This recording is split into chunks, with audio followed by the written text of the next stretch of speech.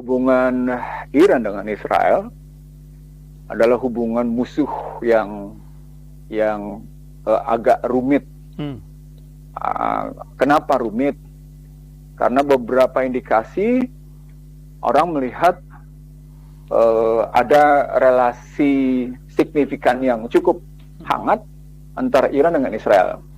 Tapi pada saat yang sama ada juga relasi yang sangat kontras antara Iran dengan Israel. Relasi yang hangat itu disebabkan orang Iran adalah bagian dari strategi Israel. Maka dilihatlah sebagai tapi dalam relasi yang sangat kontras dalam sejarahnya, Iran adalah negara yang kita sebut dirasil berkali-kali, justru merasa mendapat karunia ketika diembargo oleh Amerika. Dan Israel tidak bicara apa-apa atas posisi embargo itu, gitu. Nah, itu bisa kita lihat ketika perang Iran-Irak, perang Teluk, gitu ya. Iran terus mendapat tekanan dan Iraknya berantakan. Nah, dari suasana hubungan yang seperti itu, Iran menunjukkan harga dirinya. Iran menunjukkan pertahanannya. Cerita tentang Reza Pahlavi, cerita tentang Khomeini, cerita tentang sekarang bagaimana Mahmud Ahmadinejad, Sulaimani yang dibunuh, lalu kemudian presidennya yang dibantai. Itu memupuk dendam, memupuk kemarahan Iran terhadap Israel, termasuk yang dihajar di Damaskus, gitu ya. Memupuk terus-menerus, dan bahkan ketika Iran dituding sebagai negara yang berada di belakang Houthi di Selat Laut Merah itu, di Laut Merah, Iran senyum-senyum, dan Houthi bahkan berbangga ketika diserang habis oleh Amerika. Nah, cerita seperti ini menggambarkan bahwa Iran tidak berhenti atas dikte Barat, khususnya Amerika, ketika diminta menghentikan pengayaan uranium. Dan sekarang bukan lagi pengayaan uranium, tapi langsung mengatakan hentikan pembuatan senjata nuklir. Jadi kalimatnya sudah bergeser. Jadi kalau kita perhatikan literasinya, kita perhatikan diksinya, kalau asal-muasalnya adalah hentikan pengayaan uranium, sekarang kalimatnya sudah tegas. Jadi kalau kita baca Reuters, kita baca New York Times, kita baca The Guardian, kita baca beberapa media Washington Post, maka kalimatnya adalah hentikan pembuatan senjata nuklir. Gitu. Bukan lagi pengayaan uranium. Apa poinnya? Poinnya adalah dalam beberapa langkah ke depan, Iran akan punya senjata nuklir. Dan ketika Iran sudah punya senjata nuklir dalam relasi hubungan yang demikian kontras, bertentangan gitu, antara Tel Aviv dengan Teheran, Iran menjadi pesaing utama Israel di Timur Tengah.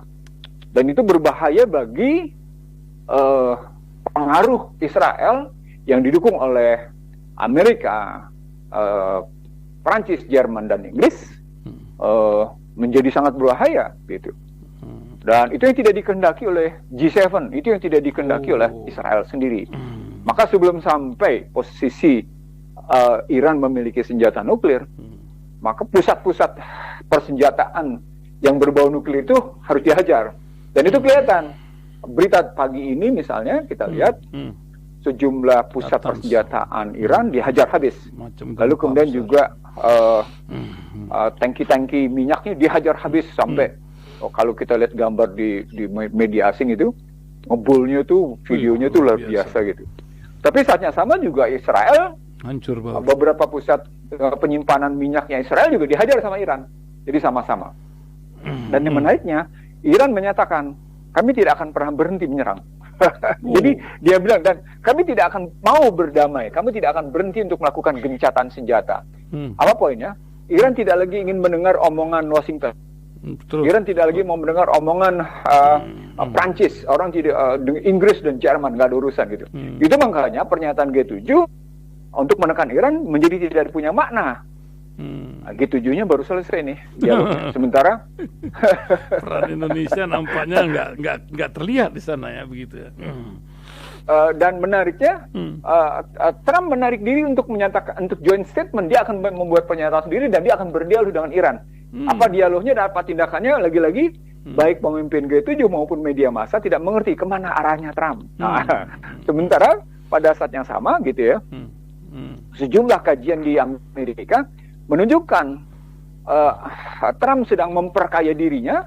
Trump sedang dalam posisi menjadikan dirinya sebagai raja. pengusaha ya, otak pengusaha ya. Trump sedang dan salah satu buktinya adalah Trump meluncurkan handphone, gadget. Tapi sebenarnya Israel ini bukan sekedar menghilangkan unit-unit nuklir di Iran. Dia diinginkan kan lebih dari itu, menghapus struktur Walatul Faqih atau sistem kepemimpinan di Iran, karena di internal Iran sendiri kan menjadi ada rongrongan. Ini bagaimana menurut Bang? Ada dua yang ditargetkan oleh Yahudi di balik serangan ini. Target utama adalah memang meningkatnya harga minyak. Terbukti tadi sudah disebut oleh Ahli Ihsan Talib, harga emas sudah mencapai 3.500 per troy ounce. Dalam hitungan saya, jika digramkan dalam rupiah di Indonesia, dia menjadi 1.822.759. Artinya kalau dibuletin sedikit dengan segala macam pajaknya, dia sudah mendekati 2 juta sudah. Gitu. Kan kena pajak tuh. Iya, pasti. Jadi dekatnya 2 juta harganya gitu. 2 juta per gram. Dalam perkiraan beberapa kajian menunjukkan tahun ini emas akan mencapai $4.000 per troy ounce. Nah, itu disebabkan harga energi akan naik. Kenapa harga energi naik? Tadi Selat Hormuz akan memang didaya gunakan oleh Iran untuk menutup pasokan minyak melalui Selat Hormuz. Berapa besarnya? Diperkirakan sekitar 20 sampai dengan 21% pasokan minyak dunia itu melalui Selat Hormuz. Nah, artinya sekitar 200.000 barel sampai 50.000 barel itu lewat per hari, bukan per minggu, per hari lewatnya itu ratusan ribu barel. Dan kalau itu terjadi, memang harga minyak fosil itu akan naik. Dan kalau harga minyak fosil naik, akan terjadi yang namanya tuntutan permintaan dolar juga tinggi, emas juga harganya naik, ngikut ya. Nah, itu artinya sesungguhnya mau dicapai adalah krisisnya memang krisis dunia.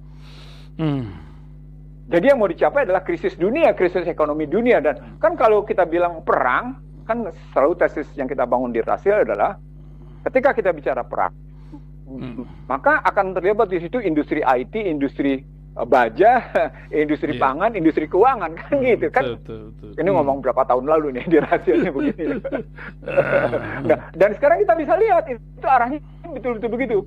Jadi akan melibatkan tadi IT terlibat, steel baja terlibat, gitu kan, pangan terlibat, lalu keuangan terlibat, semua bergerak gitu. Tadi perang untuk ekonomi kan soalnya. Tesis yang kemarin juga kita ulang-ulang. Nah, jadi dia sesungguhnya sedang menahan laju atau memukul laju perlawanan perekonomian dunia lain terhadap Amerika, gitu. Jadi setelah namanya pukulan terhadap tarif tidak mampu, pukulan terhadap berbagai kebijakan tidak mampu, sementara Cina tetap bertahan atas posisi mineral rare earth-nya, mineral tanah jarangnya, dan itu menahan laju IT-nya Amerika, maka Amerika menggunakan model begini. Dan itu artinya serangan Israel yang ke Iran, itu sesungguhnya bukan cuma sekedar motif persoalan sistem politik dan sistem sosial atau sistem agama di Iran, bukan sekedar itu.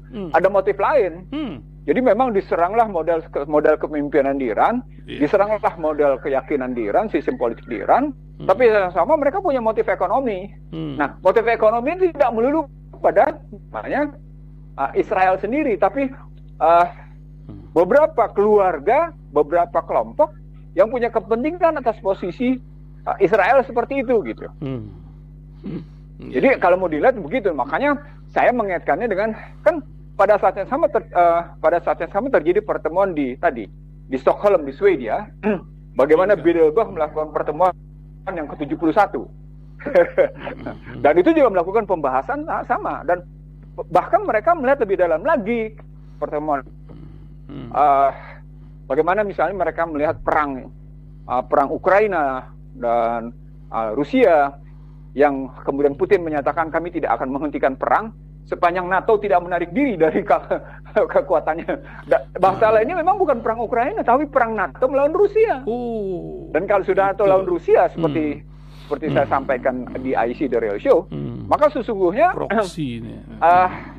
ada beberapa negara di dunia yang merasa betul sebagai dominator gitu ya, dominator dunia, dalam hal ini dipimpin oleh Amerika, itu sedang mempertahankan posisi dominatornya, sedang mempertahankan posisi kepemimpinannya, kalau pakai bahasa telanjangnya, sedang mempertahankan posisi menjajah dunianya gitu.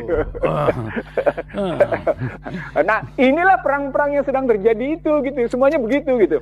Repotnya Islamnya belum bersatu.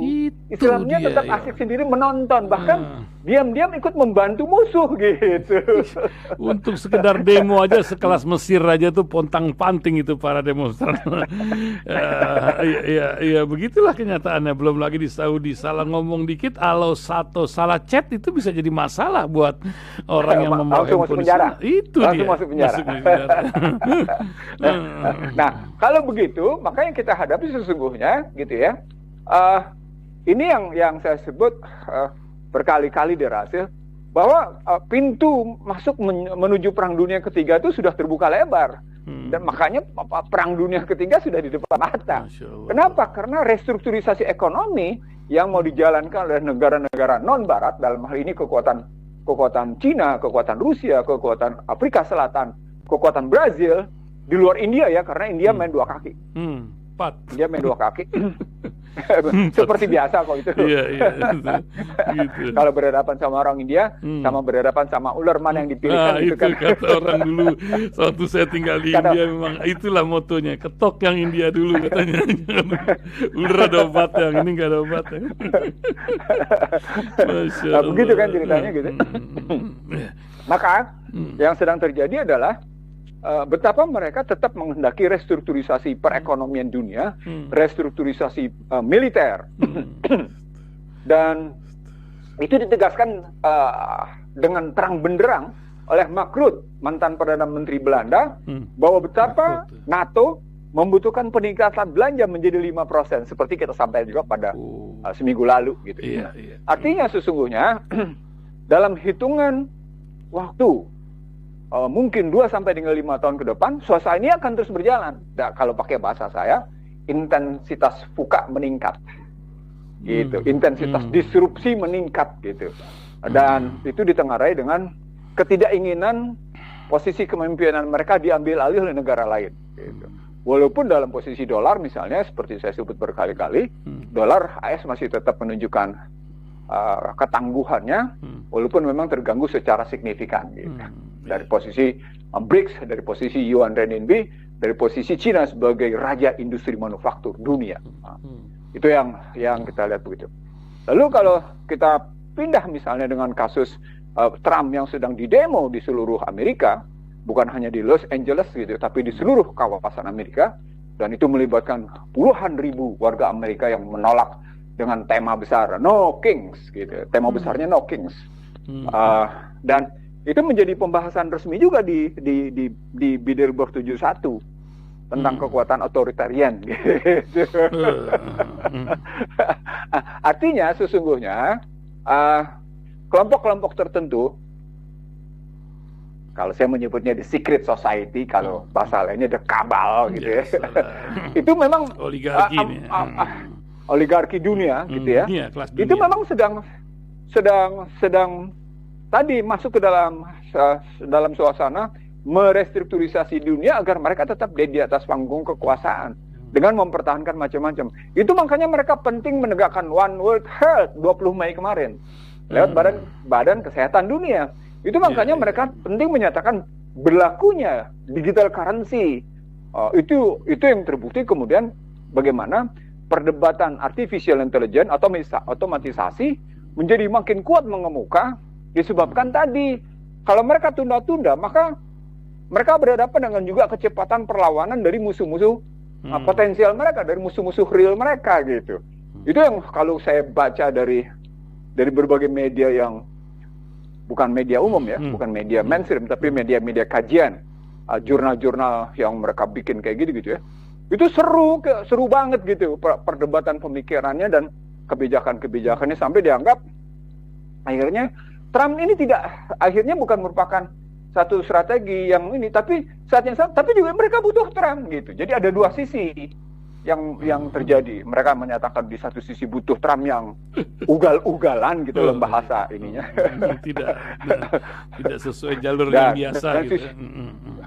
Dan pada saatnya sama Trump juga dianggap tidak sesuai dengan pakem yang mereka bangun gitu kalau kita ngelihatnya. Nah, Cina dalam hal ini tetap bertahan, Rusia tetap bertahan, Afrika Selatan, negara yang apartheid dan kemudian tidak memberi kesempatan kulit putih untuk tampil sedikit pun, walaupun bicaranya anti diskriminasi gitu ya.